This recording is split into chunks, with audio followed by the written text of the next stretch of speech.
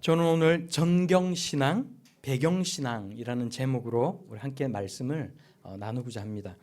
제목과 관련된 이야기, 사실 좀 이렇게 생소하게 이제 들리실 텐데, 제목과 관련된 이야기를 하기 전에 먼저 오늘 본문 말씀을 간략하게 우리가 살펴보고 계속 이야기를 이어나가면 좋겠다는 생각을 합니다. 오늘 말씀은 예수님이 가룟 유다에게 배신을 당하시고 십자가에 달려 죽이시기 바로 직전에 일어났던 일이에요.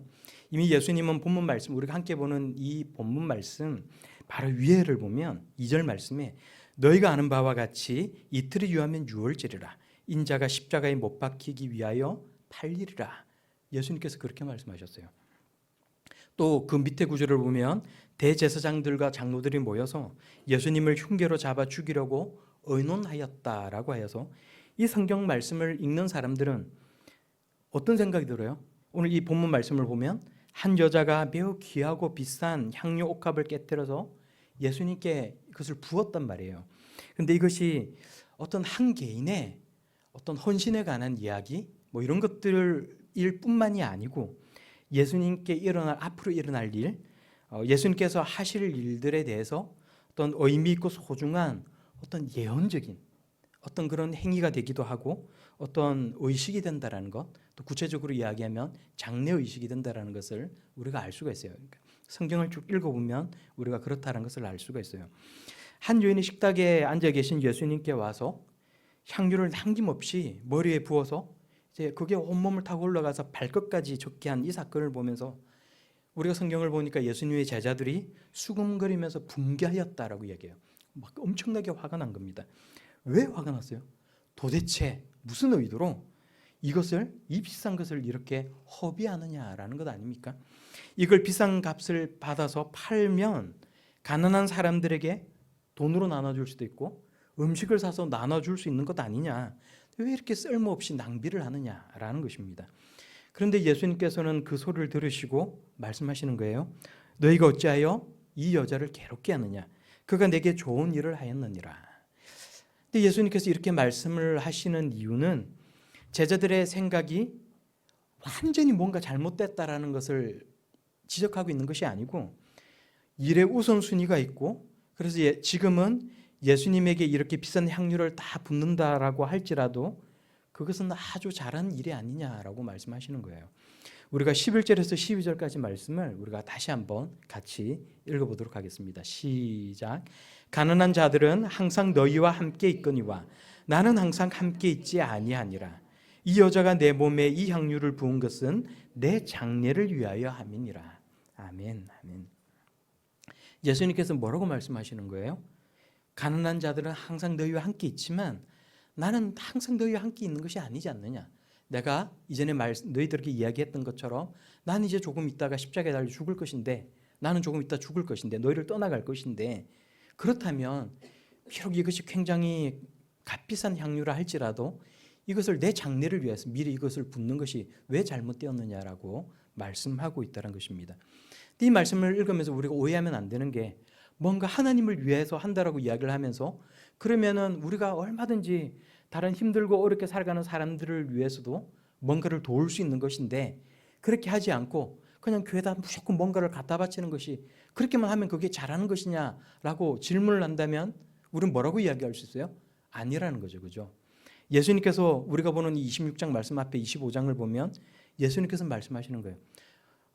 예수님께 충성된 사람은 오른편에, 예수님께 충성되지 못한 사람들은 왼편에 서게 하시고는 충성되지 못한 사람들에게 뭐라고 말씀하시는 거예요? 너희들은 내가 목마르고 헐벗고 내가 굉장히 힘들 때 내게 아무것도 해준 것이 없지 않느냐. 그러니까 너희들은 마귀와 함께 지옥불에 들어가는 것이 합당하다. 이렇게 이야기를 하니까 뭐라고 강변을 해요? 도대체 우리가 언제 주님께서 줄이거나 목마른 거나 나그네 된 것, 헐벗으신 것, 병든 것, 옥에 갇힌 것, 이런 것들을 보면서 우리가 언제 외면했습니까? 우리가 언제 그렇게 했습니까? 그러니까 뭐라고 이야기를 하는 거예요? 너희 가운데 너희 옆에 있는 지극히 작은 자에게 하지 않은 것이 내게도 하지 않은 것이다. 예수님께 하신 말씀은 뭐예요? 우리가 인생을 살아가면서 우리 주변에 힘들고 어려운 사람들이 있을 때 늘 말로는 그런 사람들을 도와줘야지, 국가가 뭐 하는 거야? 뭔가를 그 사람들을 위해서 뭔가 해야 되는 것 아니야? 이렇게 이야기를 하면서도 정작 우리는 아무것도 하지 않고 있을 때 하나님은 우리의 그런 모습들을 보면서 책망하신다는 거예요. 예수님께서 하신 말씀을 전체적으로 보면 이 말씀, 오늘 본문 가운데 나오는 이 말씀은 가난한 자들은 항상 너희 곁에 있기 때문에 언제든지 너희가 도와주는 것이 맞고 그렇게 할 수 있는 것인데, 그렇지만 나는 항상 너희와 함께 있지 못한 것이 아니냐. 내가 늘 너희들에게 이야기를 했던 것처럼 이제 곧 있으면 나는 죽을 것인데 그것을 위해서 이 여인이 내게 향유를 붓는 것은 옳은 것이라고 말씀하고 있다는 거예요. 근데 우리가 보면 이제 과연 이 향유를 부은 사람이 누구냐라는 것에서 관심을 가질 수가 있어요. 왜냐하면 오늘 우리 13절의 말씀을 여러분 한번 보세요. 13절의 말씀을 보면 예수님이 뭐라고 말씀하시는 거예요? 내가 진실로 너희에게 이르노니 온 천하에 어디서든지 이 복음이 전파되는 곳에서는 이 여자가 행한 일도 말하여 그를 기억하리라 하시니라. 이게 무슨 얘기예요? 우리 말이 수동태로 이렇게 표현이 돼서도 이게 무슨 말이지 한번 고개를 갸우뚱거려 볼 수 있지만 이 말씀이 무슨 얘기예요? 이 여자가 한 일은 굉장히 잘한 일인데 복음이 어느 땅에 들어가든지 간에 복음이 들어가면 그 복음 내용 가운데 이 여자가 한 일도 그 가운데 전달이 될 것이고 이야기가 되어질 것이고, 그러면 그 복음의 이야기를 듣는 사람들, 이 여자가 한 일을 듣는 사람들도 다 이 여자가 한 일을 다 기억하게 될 것이다. 굉장히 칭찬을 하시는 말씀이신 거예요. 그런데 예수님께서 뭐라고 말씀하신 거예요? 이 여자가 행한 일도 다 이야기가 되면서 기억되리라 라고 말씀하셨는데 정작 중요한 게 빠져있단 말이에요. 뭐예요? 여자 이름이 없어요. 여러분 그렇지 않아요? 이 여자가 한 일이 정말로 잘한 것인데 복음이 들어가는 지역마다 이 여자가 한 일이 기억될 것이다. 예수님께서 이렇게 말씀하셨는데 정작 이 성경을 보니까 마태복음에도 그렇고 마가복음에도 보니까 이 여자 이름이 안 나와 있어요. 근데 요한복음을 보면 요한복음에는 나와 있어요.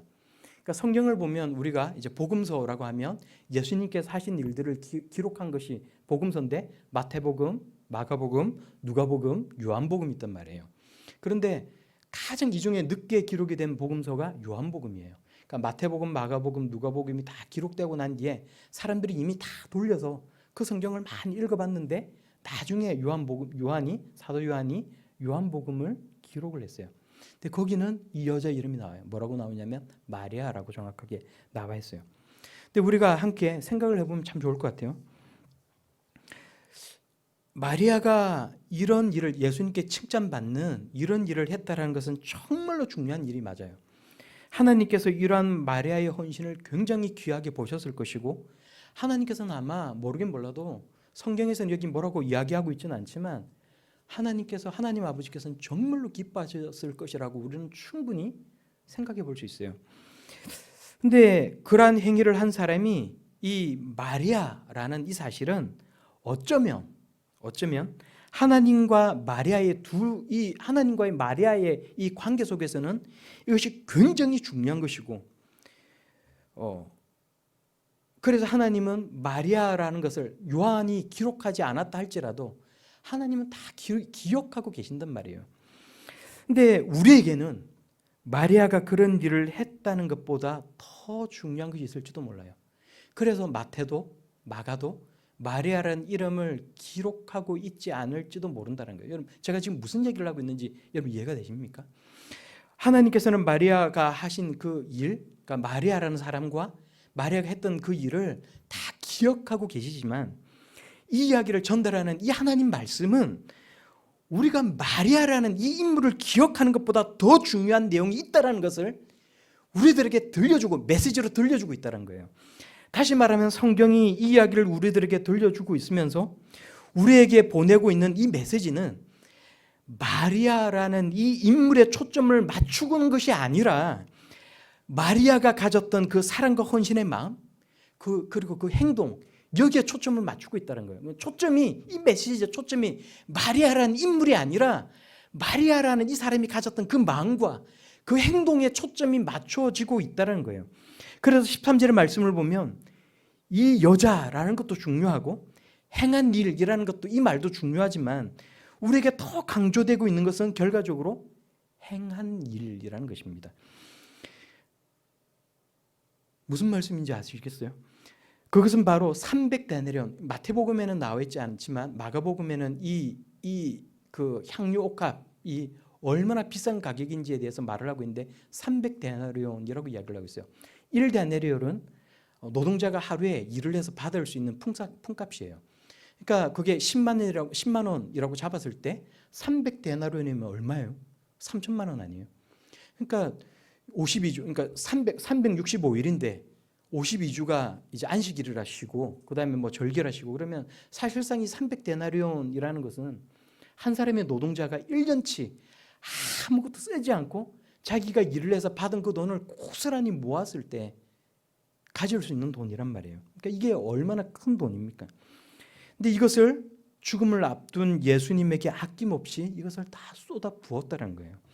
하나님은 오늘 우리에게도 사랑과 헌신의 마음으로 우리가 가지고 있는 향유를 깨트리기를 원하신다는 것입니다. 이 이야기가, 이 성경 내용이 오늘 우리들에게 전달하고자 하는 메시지는 이거란 거예요. 근데 여기는 굉장히 중요한 이야기가 있어요. 굉장히 중요한 내용이 있어요. 마리아는 예수님이 이제 곧 죽는다라는 사실을 알았습니까? 몰랐어요? 몰랐다라는 거예요. 그냥 예수님을 너무나도 사랑하여서 사랑과 헌신의 마음으로 그냥 한 행동이었어요. 예수님의 말씀을 통해서 우리가 생각을 해보면 늘 하나님을 향한 값비싼 향유를 드리는 것이 가난한 자들을 돌보고 돕는 것보다 더 중요하다라고 하신 것이 아니란 거예요. 늘 그렇다는 건 아니에요. 그러니까 어떤 특정한 어떤 그런 어떤 우선순위가 매겨질 수 있어야 된다는 거예요. 하나님께 무엇을 드리기만 하면 그것이 가난하고 소외된 사람들, 어떤 도움을 필요로 하는 사람들을 구제하는 것보다 무조건 그것이 더 가치 있는 일이다라고 말하는 건 아니에요. 아까도 말씀드렸던 것처럼. 그런데 예수님의 구원 사역을 이루기 위한 이 십자가의 죽음이 지금 당장 이 목전에 있는 이 상황 가운데서 마리아가 자신도 모르는, 아무것도 모르는 이 상태에서 오직 사랑과 헌신의 마음으로 향유를 예수님께 부었다는 것 아닙니까? 근데 이것이 하나님께서 계획하신 큰 일을 이루어가는 데 있어서 매우 중요한 일이 되었다는 거예요. 문제는 마리아가 그것을 몰랐던 것처럼 우리도 우리가 하는 어떤 행동들이 하나님이 하시는 일과 도대체 어떻게 이것이 연결이 되어지는 것인지, 또 그것이 사실상 얼마나 엄청난 일을 내가 지금 하고 있는지 우리는 알지 못할 때가 너무나도 많이 있다는 것입니다. 그러나 그럼에도 불구하고 그런 우리의 마음과 행동을 하나님께서는 귀하게 보신다는 거예요. 하나님이 주관하시고 섭리하시는 그 역사 가운데서 그것이 소중하게 사용될 수 있도록 하나님은 그것을 사용을 하시고 그런 우리를 소중하게 하나님께서는 여기신다는 사실을 우리들에게 들려주고 있다는 거예요. 우리가 오늘 이 말씀을 통해서 그것을 알아야 된다는 것입니다. 그리고 우리는 또 이 말씀을 보면서 무엇을 알 수 있어요? 때의 중요성, 어떤 때라는 것, 그것의 중요성에 관해서도 우리가 생각해 볼 수 있습니다. 이 여인이 지금 헌신하고 싶은 마음이, 지금 내가 지금 그런 마음이 들었는데 뭔가 예수님을 위해서 내가 뭔가를 해주고 싶은 마음이 막 드는데 이걸 이번에 하지 말고 다음에 하자라고 생각을 하고 만약에 이것을 미뤘다면 과연 예수님께 이런 칭찬을 들을 수 있었을까? 과연 이 마리아가, 이 여인이 예수님이 지금 당장 내일 모레면 이제 십자가에 달려 죽으실 것인데 그것을 위해서, 장례를 위해 향유를 예수님 몸에 바르는 이런 일을 과연 할 수 있었을까 생각해 본다면 우리가 우리의 인생을 살아가면서 때로는 우리 마음 가운데 어떤 뭔가를 헌신하고자, 하나님을 위해서 헌신하고자 하는 마음이 들었을 때 과연 그것을 내가 지금 실행할 것인가 아니면 그것을 뒤로 미룰 것인가 라고 했을 때 그것을 당장 실행하는 것이 얼마나 중요한 것인지에 관해서도 우리가 충분히 생각해 볼 수 있다는 것입니다. 그러므로 헌신할 수 있을 때 뭔가를 내가 하나님을 위해서 헌신할 수 있다는 것은 너무나도 중요하다는 거예요.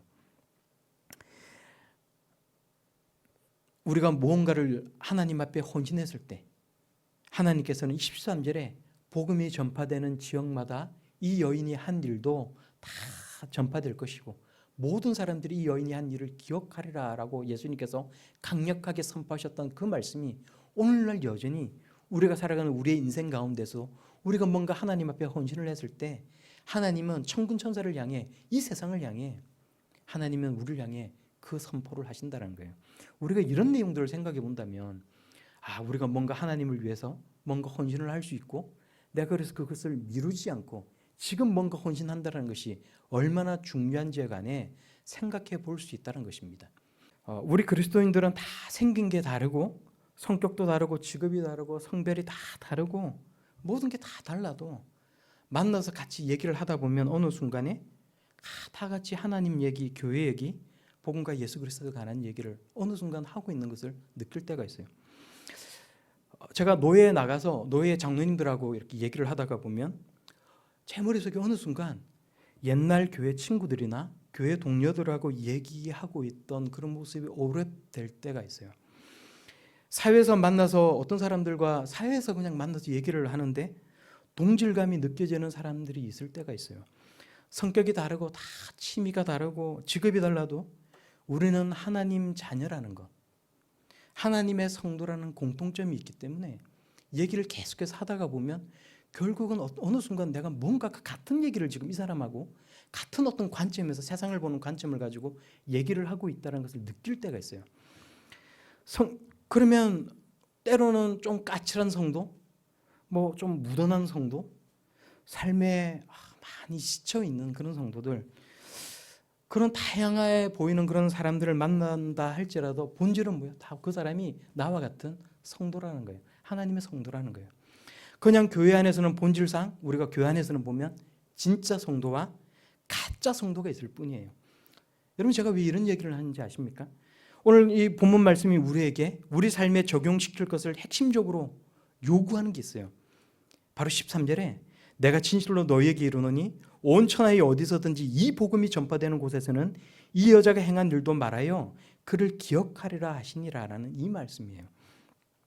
이 여자가 행한 일, 그건 사랑과 헌신의 마음으로 아낌없이 값비싼 향유를 예수님 몸에 머리에서 발끝까지 다 부었다라는 것 아닙니까? 그리고 이 여자가 행한 일도 전해져서 이 여자가 행한 이 일이 기억되게 될 것이다라는 이 말씀은 단순히 복음이 전해지는 곳마다 성도들이 이 여자를 칭찬하게 될 것이다, 이 마리아를 칭찬하게 될 것이다라는 단순히 그런 의미가 아니라는 거예요.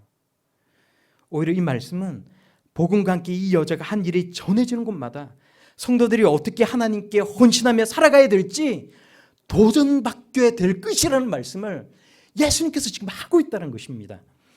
성경이 단순히 과거에 있었던 일에 대한 기록이고 그냥 어떤 문서라고 바라볼 것이 아니라 성경은 오늘날 여전히 우리들에게 말씀되어지고 전달되어지는 하나님의 말씀이라는 사실을 생각해 볼 때 정말로 그렇다는 거예요. 그래서 오늘 이 본문 말씀 속에 이 여자가 누구인지 마태복음과 마가복음은 우리에게 말해주고 있지 않습니다. 그게 중요한 건 아니라는 거예요.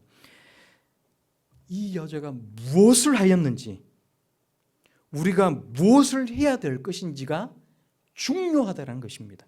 여러분 생각해 보시길 바라요. 우리에게 있는 향유 옥합은 과연 무엇입니까? 그 가난했고 먹을 것이 너무나도 귀했고 너무나도 어렵게 살아가던 그 시절에 한 사람의 노동자가 1년을 쓰지도 않고 꼬박꼬박 모아야만 했던 이 300데나리온 이상의 가치가 나가는 이 향유 아닙니까?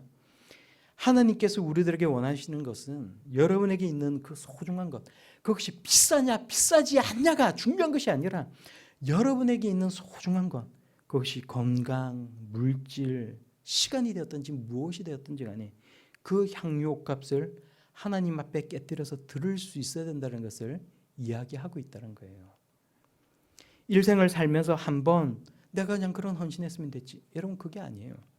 이 여자가 예수님께 그냥 단 한 번 향유 옥합을 깨뜨렸다라는 그 사실이 중요한 것이 아니라 그게 핵심이 아니고 자신에게 있는 가장 소중한 것을 전혀 아까워하지 않고 예수님을 위해 기꺼이 드렸다라는 것, 그것이 핵심적인 내용 아닙니까?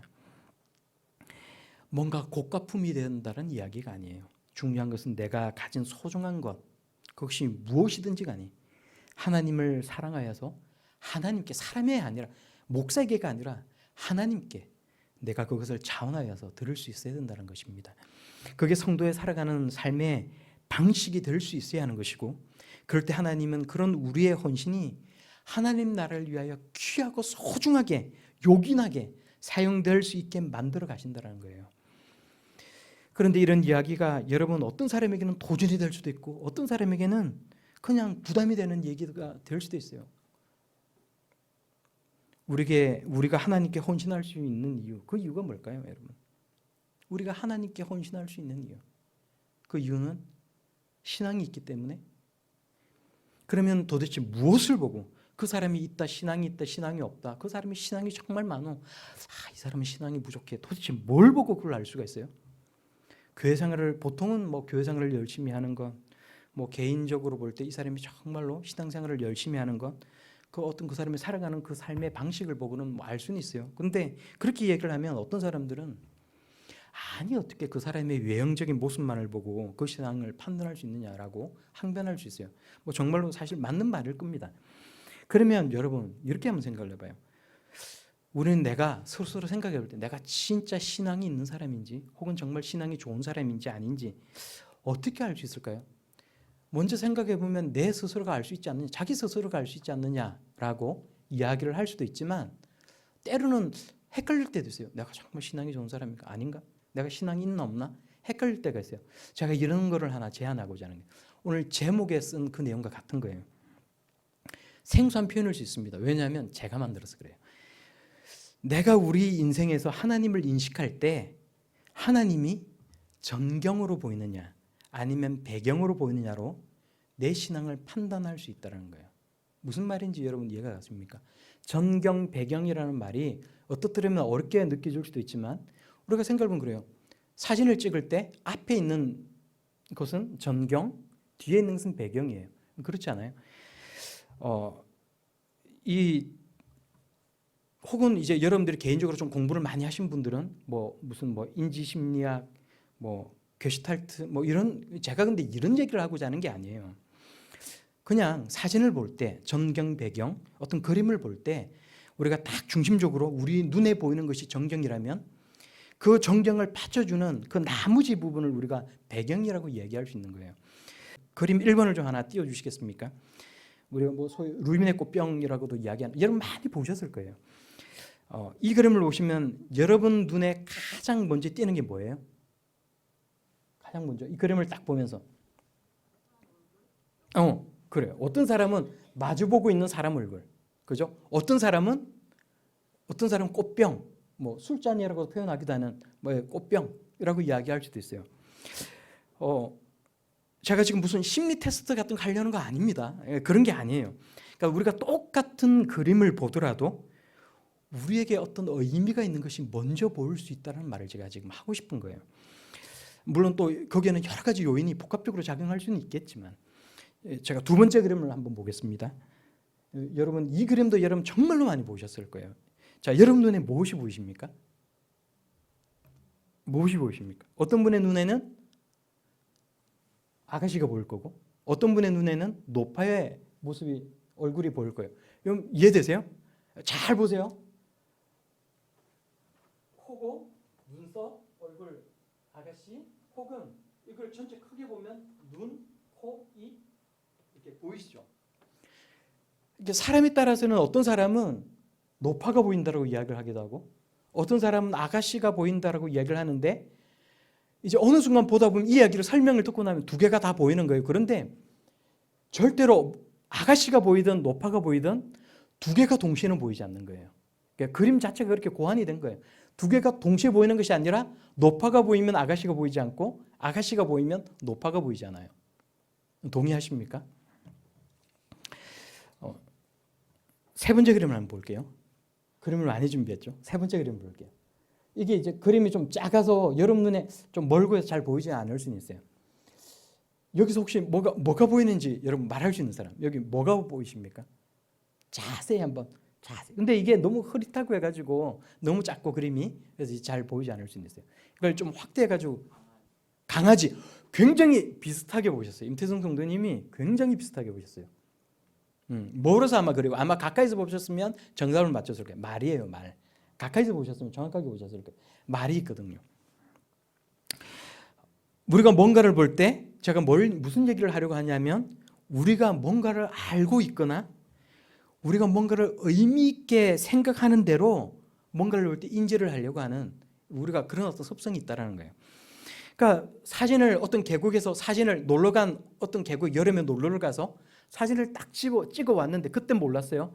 집에 와가지고 사진을 딱 봤는데 귀신 그림이 있어. 귀신이 있어. 근데 그게 진짜 귀신이 있는 게 아니고 그냥 계곡에 있는 사진이에요. 그냥 돌이 있고 이런 것들이 그냥 아무렇게나 있는 것인데 우리는 그 속에서 우리의 머리는 뭔가 의미 있는 것을 찾으려고 하고 우리가 알고 있는 것을 찾으려고 하다 보니 그것을 귀신으로 보는 건 거예요.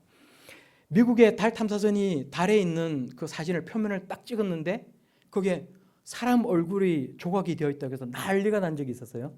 근데 결국은 그게 뭐예요? 가까이서 더 확대해서 찍었는데 그게 사람 얼굴이 아니라는 거잖아요. 그죠? 아닌데 다만 그냥 무심코 있는 그냥 자연스럽게 있는 것이 우리는 그 속에서 뭔가 우리가 의미 있게 느끼는 것을 그 속에서 찾으려고 하는 경향이 있기 때문에 거기서 사람 얼굴을 본다라는 거예요. 마지막 그림 하나 볼게요. 이제 마지막 그림입니다. 띄워주시겠습니까? 여러분 예전에도 제가 한번 이 그림을 보여드린 적이 있어요. 이 그림은 제가 굳이 설명을 안 해도 다 아실 겁니다. 우리나라 6.25 전쟁이 있을 때 어떤 미군 전투기 조종사가 전투기를 조종하면서 날고 있는데 머릿속에 하나님의 음성이 들렸다는 거예요. 사진을 찍으라. 음성을 들었다는 거예요. 그래서 겨울이었는데 바다를 향해서 사진을 찍었는데 이런 것이 나왔다는 거예요. 근데 뭐 이게 이제 진짜일 수도 있고 가짜일 수도 있고 저는 사실은 모르겠어요. 그런데 그 얘기를 하고자 하는 것이 아니라 이 그림 속에서 여러분은 무엇이 보이느냐를 묻고 싶은 거예요. 무엇이 보이십니까? 제가 고등학교 때 교회에서 이 그림을 보여주면서 믿음이 없는 사람은 절대로 볼 수가 없다. 그래서 굉장히 시험 드는 사람들 정말 있었고 인터넷에 이제 이 사진을 구하기 위해서 제가 지금 어제 밤에 또 들어가 보니까 실제로 어떤 사람 블로그에 자기가 아는 권사님이 30년을 넘게 신앙생활을 하면서 이게 이 속에서 그분이 보이지가 않아서 시험이 들어서 고민을 하다가 최근에 들어서야 보게 되었다라고 해서 너무나도 감사하게 신앙생활을 하겠다는 글을 봤어요. 정말로 여러분 찾아보시면 나올 거예요. 누가 보이십니까? 예수님 보이죠. 여러분 아시겠어요? 예수님 눈, 코, 예수님 수염, 예수님의 얼굴, 몸통. 근데 뭐 믿음이 좋아서 보이는 것이 아니라 아마도 이런 류의 그림을 많이 보셨던 분은 아마 여기서 뭔가를 잘 찾아낼 수 있을 거라고 저는 생각을 합니다. 제가 지금 무슨 얘기를 하려고 하는지 아세요, 여러분? 전경과 배경에 관한 얘기예요. 이 얘기를 우리 삶의 얘기로 가져오자라는 거예요. 이 그림에 관한 거를 예수님의 얼굴이 전경이면 그 이후에 있는 다른 것들은 배경인 거예요. 다른 것들이 배경이면 전경이면 예수님의 얼굴을 절대로 볼 수가 없다는 거예요. 우리 삶에도 마찬가지라는 겁니다. 우리가 우리의 삶을 살아가면서 믿음이 없는 사람들은 우리의 삶 가운데 하나님이 하시는 일이 절대로 전경이 되어서 볼 수가 없다는 것입니다. 여러분 샤이라는 유명한 학자가 연구를 해보니까 사람이 성인이 되면 그때부터는 자기가 살아가는 자기 인생에 현실적으로 도움이 되지 않는 것은 더 이상 배우려고 하지 않는다라는 연구 결과를 냈어요. 많이들 아실 겁니다. 그러니까 이런 연구를 토대로 우리가 함께 생각을 해보면 청년이 되면서 교회를 떠나고 또 직장을 갖게 되면서 교회를 떠나는 이유를 생각하면 물론 많은 이유들이 있을 거예요. 그런데 하나님에 대한 믿음이 자신이 살아가는 그 현실의 세상 속에서 아무런 도움이 되지 않는다라고 생각을 하니까 굳이 신앙생활을 할 필요성을 못 느끼는 거예요. 이 얘기는 그 사람이 이기적인 사람이냐 아니냐에 관한 얘기가 아니고 우리의 삶 가운데 신앙의 경험이 얼마나 중요한 것인가에 관해 제가 지금 얘기를 하고 싶은 거예요. 개인적으로 믿음이 있고 자기의 인생이 하나님과 긴밀하게 연결되어 있다고 믿는 사람, 하나님과의 관계가 잘 형성이 되어 있는 사람, 믿음이 단지 어떤 지식적인 측면에서 끝나지 않고 하나님이 자기의 삶 가운데서 하나님이 끊임없이 경험되어지는 사람은 자기가 살아가는 그 현실적인 인생 가운데서도 신앙생활에 대한 그 필요성을 절실하게 느낀다는 거예요. 자기가 살아가는 인생 가운데서 하나님이 정경으로 보이는 사람은 어떤 일이 있든지 간에 하나님과 연관지어서 해석이 되어질 수밖에 없다는 거예요. 이런 사람들은 자신의 인생을 해석하고 세상에 일어나는 일들을 볼 때 하나님을 믿지 않는 사람들, 세상 사람들이 보지 못하는 면들을 바라볼 수가 있다는 것입니다.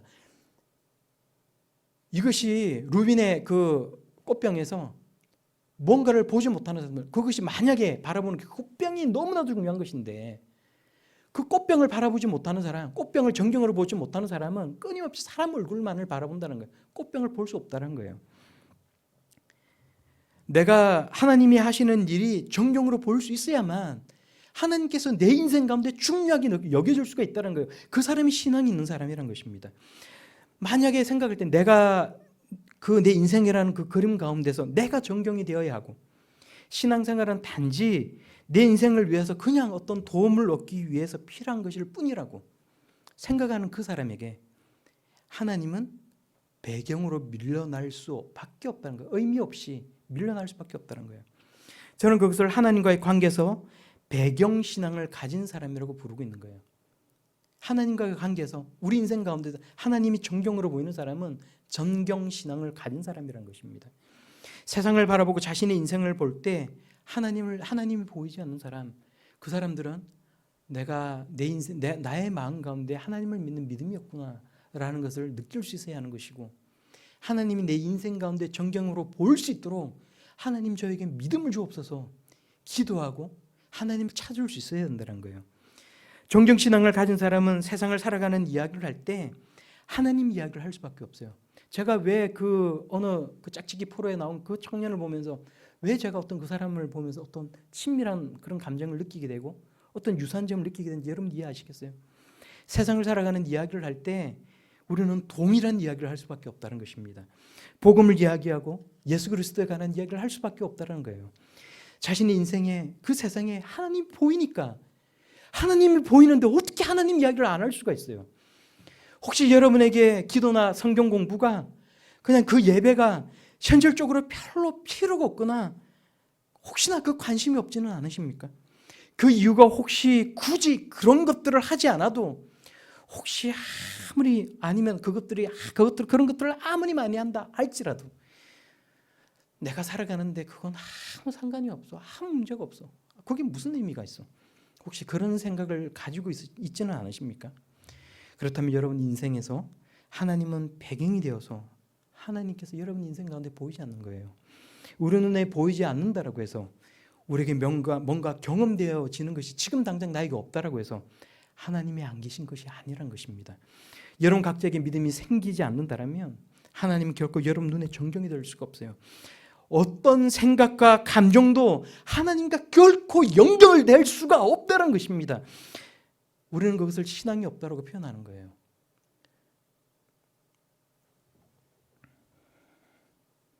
여러분 신앙을 가지고 하나님을 사랑할 수 있는 사람이 될 수 있길 바랍니다. 누군가를 사랑하면 뭔가를 그 사람을 위해서 계속 허비하고 싶어져요. 허비하는 것이 아깝지 않아요. 여러분 그렇지 않아요?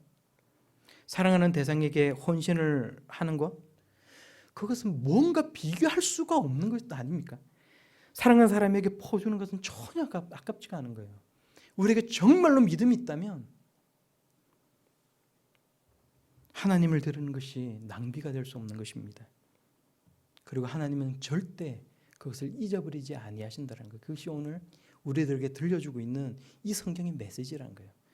사랑하는 성도 여러분, 사랑이 식으면 모든 것이 아까워지고 그때부터 뭔가 비교가 되기 시작하고 개선되어지기 시작하는 거예요. 내 마음 가운데 있는 내가 가지고 있는 신앙은 지금 어떤 상태에 놓여 있습니까? 오늘 이 말씀을 읽으면서 하나님의 말씀이 내게 도전이 됩니까? 아니면 부담이 됩니까? 지겨운 얘기가 돼요? 진부한 얘기로 들리십니까? 하나님께서 내게 정말 무엇을 원하실지를 생각을 하고 내가 새롭게 살아가는 그 한 주간에는, 이 한 주간에는 하나님 나에게 믿음을 주시옵소서. 이 말씀이 내게 도전되게 하여 주옵소서. 하나님께 드리는 것이 아깝지 않게 하여 주옵소서. 하나님께서 내게 무엇을 원하실까? 뭔가 큰 것, 비싼 것, 대단한 것 드리지 않아도 내가 조그만 시간 내어서 하나님 앞에 드릴 때 하나님께서 그것을 정말로 기뻐하시는구나. 내게 그것이 믿어지고 경험되어질 수 있는 그런 신앙의 사람, 그것이 정경으로 내 인생 가운데 보여줄 수 있는 사람, 하나님 그런 사람 되게 하여 주옵소서. 기도할 수 있는 그런 저와 여러분들이 다 될 수 있기를 우리 예수님 이름으로 축원합니다.